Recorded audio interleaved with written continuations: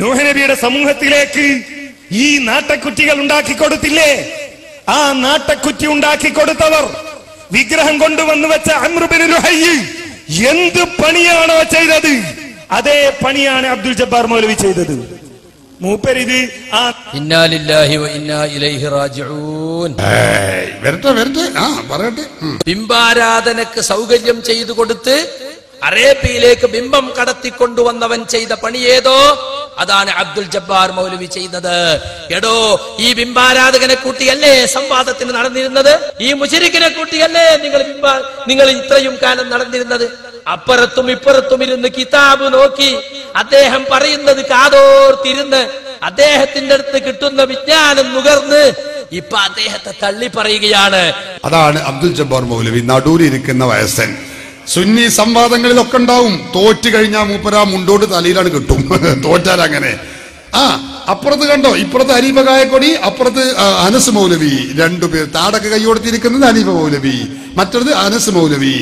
ഇയാള് പറയുന്ന ദുർവ്യാഖ്യാനം രണ്ടാളും സൂക്ഷ്മമായിരുന്ന് പഠിക്കാണ്. ആ ഇരുന്ന് പഠിപ്പിച്ചു കൊടുക്കുന്ന ഉസ്താദിനെ കുറിച്ചാണ് ഹനീഫ മൗലവി പറഞ്ഞത്. ബിംബാരാധനക്ക് സൗകര്യം ചെയ്തു കൊടുത്ത ബിംബം കൊണ്ടുവന്നു വെച്ച അംർ ബിൻ ലുഹയ്യിനെ പോലെയാണ് അബ്ദുൽ ജബ്ബാർ മൗലവി. എങ്ങനെയുണ്ട് കാഫിറാക്കല്? അതല്ലേ അല്ലാഹു തആല കൊടുക്കുന്ന ഒരു സംഗതി. നോക്കി പറയട്ടെ, ബാക്കി പറയട്ടെ. ഇപ്പൊ അദ്ദേഹത്തെ തള്ളി പറയുകയാണ്. നന്ദി കെട്ടവരെ, നിങ്ങളല്ലേ ഇത് പറയൂ. ആലുവ സംവാദം കഴിഞ്ഞ് ഇല്ലത്താനിയിൽ കുടുങ്ങി അവസാനം ഒതുക്കുകൽ വിശദീകരണം ഉണ്ടാക്കാൻ വേണ്ടി മൗലവിയുടെ വീട്ടിൽ വന്നു താമസിച്ചിട്ട് അന്ന് ഹനീഫ പറയാണ്, അതിലെവിടെ അല്ലെങ്കിൽ മൗലവി ശിർക്ക്, നിങ്ങളാ എഴുതിയിൽ എവിടെ ശിർക്ക്, അതിന് ശിർക്ക് ഉണ്ട് ആരെങ്കിലും പറഞ്ഞോ? എന്നായിരുന്നു അന്നത്തെ ഹനീഫയുടെ ശിർക്ക് തൗഹീദ്? 2012 അത് ശിർക്കാണെന്ന് പ്രഖ്യാപിച്ചു. പരസ്പരം മുശ്രിക്കും കാഫിറുമാക്കുന്നു മുജാഹിദ് സംഘം. ആ മുജാഹിദ് സംഘത്തിൽ ഇപ്പൊ നടക്കുന്നത് എന്താ? ഈ കാഫിറാക്കലും മുശ്രിക്കാക്കലുമാണ്. ഞാൻ വെറുതെ പറയുന്നതല്ല, കേട്ടോളൂ.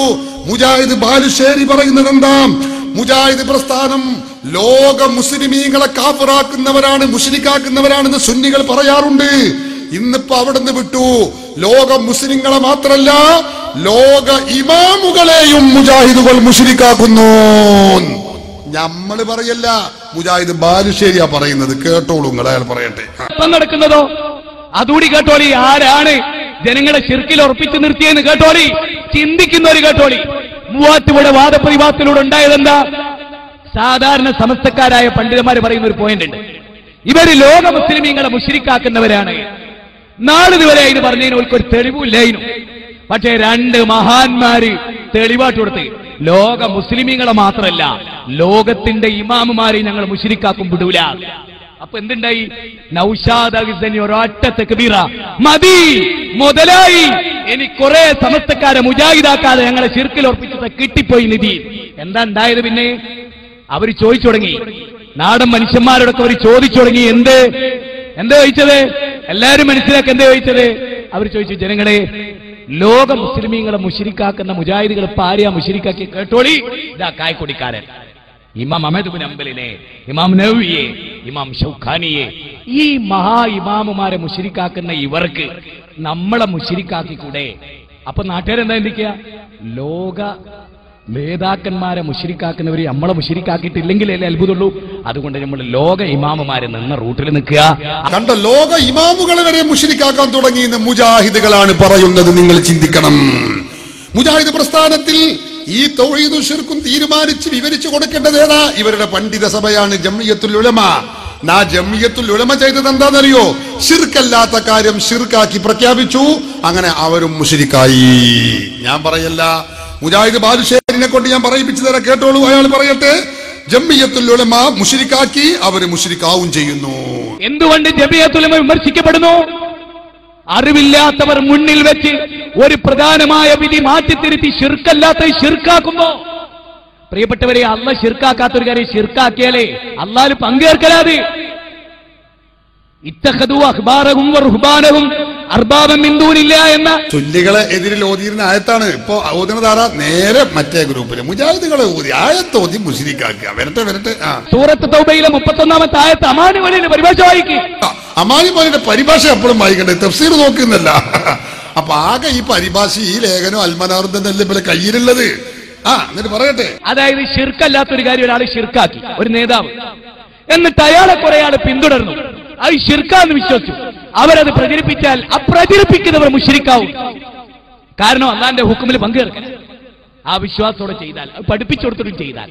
അപ്പൊ നമ്മളല്ലട്ടോ മുശ്രിക്കായത്, സ്വയം ആയിക്കൊണ്ടേയിരിക്കുക. അപ്പൊ നമ്മളല്ല, മറ്റൊരു സ്വയം ആയിക്കൊണ്ടിരിക്കുകയാണ്. എല്ലാവരും മുശ്രിക്കായിക്കൊണ്ടിരിക്കുകയാണ്.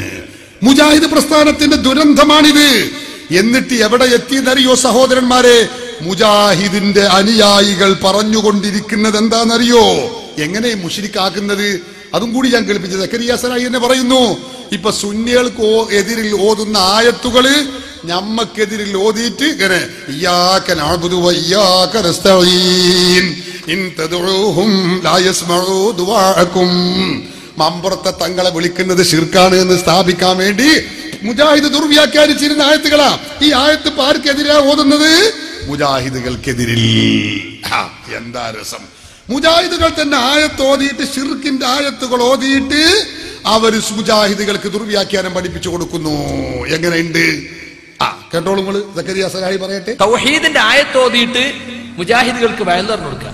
സ്വാഭാവികമായും ആളുകൾ വിചാരിക്കും നമ്മൾ ശിർക്കിലേക്ക് എത്തിപ്പോയി കേട്ടോ. ഇൻ തദ്ഉഹും ലാ യസ്മഉ ദുആഅകും. പഠിച്ചു വെച്ചോ. എന്താ ഈ പറയണത്? അപ്പൊ ആദ്യം തന്നെ മുജാഹിദുകളിൽ ഒരു വിഭാഗം പച്ചയായ ശിർക്കിലേക്ക് ഖുറാഫാത്തിൽ എത്തിക്കഴിഞ്ഞു എന്നാണ് പറയാ. എന്നിട്ട് ഖുറാഫികൾക്കെതിരെ ആയത്തൊക്കെ അങ്ങോട്ട് ഓതുക. ഇതാപ്പൊ മുജാഹിദ് പ്രസ്ഥാനം നടന്നുകൊണ്ടിരിക്കണേ. ഈ ആയത്തൊക്കെ ഇങ്ങനെ ഓതുക, റബ്ബി ഓതുക, ഇയ്യാക നഅ്ബുദു ഓതുക. ഇതാ ഇവരുടെ അവസ്ഥ. അങ്ങനെ മുശ്രിക്കും കാഫിറുമാക്കിക്കൊണ്ടിരിക്കുന്നു. അതുകൊണ്ട് അനുയായികൾ പറയാണത്രേ, മുജാഹിദിന്റെ അനുയായികൾ പറയുന്നത് എന്താണെന്നറിയോ? മുജാഹിദ് മൗലവിമാർക്കാർക്കും ഇപ്പോ പരലോകത്തിൽ വിശ്വാസമില്ല. പടച്ചോനെ, നമ്മൾ പണ്ടേ പറഞ്ഞതാണ് ഇവരുടെ പ്രവർത്തനം കാണുമ്പോൾ അത് ശരിയല്ല, ഇവർക്ക് ഇതിലൊന്നും കഥയില്ല, ഇവര് മുസ്ലിമികളെ മുശ്രിക്കും കാഫിറും ആക്കുകയാണ്. പക്ഷെ ഇപ്പൊ ഇവരുടെ അനുയായികൾ തന്നെ പറയാൻ തുടങ്ങിയിട്ടുണ്ട്. എന്ത്? മുജാഹിദ് പ്രസ്ഥാനത്തിലെ മൗലവിമാർക്കാർക്കും പരലോകത്തിൽ വിശ്വാസമില്ല. കേട്ടോളൂ, മുജാഹിദ് തന്നെ പറയട്ടെ. മൊത്തത്തിൽ ആളുകൾ ഇപ്പൊ നിങ്ങൾ മൗലവിമാർക്ക് ആർക്കും പരലോകത്തിൽ വിശ്വാസമല്ല, എന്നാ പിന്നെ ഞങ്ങളൊക്കെയാ നല്ലത്.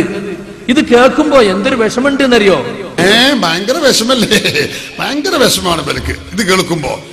ഇവർക്കാർക്കും പരലോകത്തിൽ വിശ്വാസമില്ല. അപ്പൊ എന്താ കാരണം എന്താ അറിയോ സഹോദരന്മാരെ? ഖുർആനും സുന്നത്തിന്റെ പേര് പറഞ്ഞ് സാധു ജനങ്ങൾക്ക് പുകമറ സൃഷ്ടിച്ചുകൊണ്ട് ഇവർ ചെയ്യുന്ന ദുർവ്യാഖ്യാനം അത് മതമാണെന്ന് പഠിപ്പിച്ചു കൊടുക്കുകയാണ്. ഇവർക്ക് ഖുർആൻ അനുസരിച്ച് പറയാൻ കഴിയോ? ഹദീസ് കണ്ടാ ഓതാൻ പറ്റുമോ? പറ്റൂല എന്നാ സക്കരിയ പറയുന്നത്. എന്ത് വേണം?